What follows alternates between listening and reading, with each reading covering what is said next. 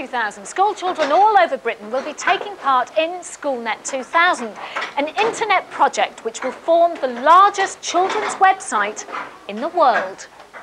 The site will be a visual record of life in Britain on the brink of the 21st century. One of the main projects is A Day in the Life Of, in which children interview adults to put together a picture of their average day and find out how they view the future. What do you do? I look after other people's money. Ah, good.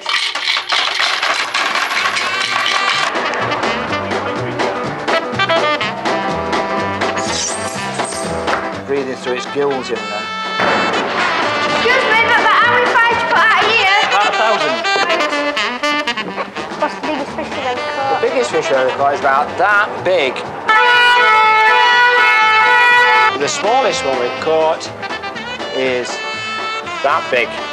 Excuse me, what do you think firemen will do in the future? Don't you give me no dirty. Excuse me, what's the funniest thing you've ever been called out to do? I've had a little girl just like you with her head stuck through some railings. And there'll be some famous faces on the site too. This is the sort of running order for the night, and basically it's just a list of what we're doing. So we're starting up the bulletin tonight with this story and move to the second story, it's about Clinton. Okay, stand by then. If you're recording then, yes, I... Would you like to see what it's like to sit on the News at 10 chair? There you go, up you go. And that's it. Okay, car A roll. You're rolling. Good, don't get too used to it. Do me out of a job there.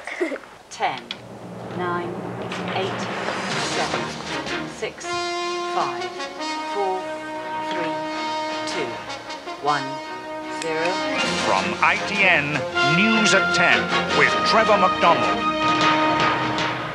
How do you think the news will be broadcast in 200 years' time? What is the biggest news report you've ever been involved in? What do you think of SchoolNet 2000? I think it's a brilliant idea.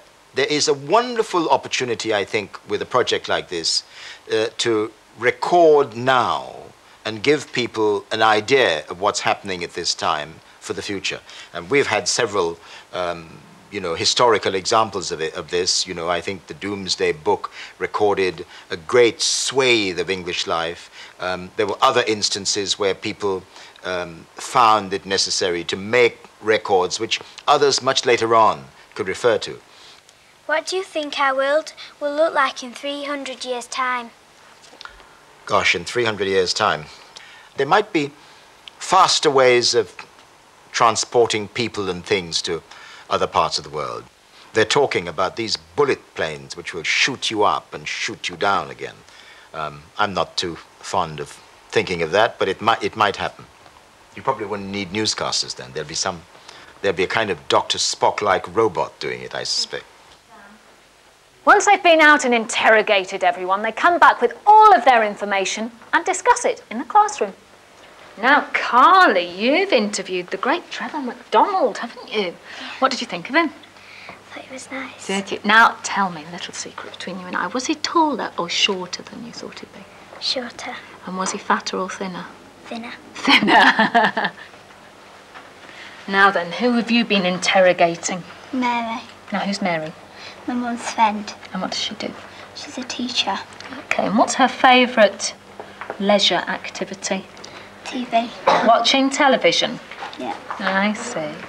And once they've written it in their own words, they can put it onto the computer and then post it onto the internet.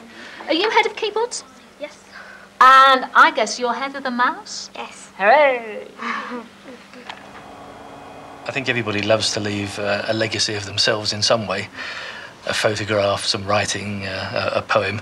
What we're able to do here is to leave it electronically, to leave it a little bit more alive, a little bit more exciting, a little bit more colourful. To leave something for your children and your grandchildren.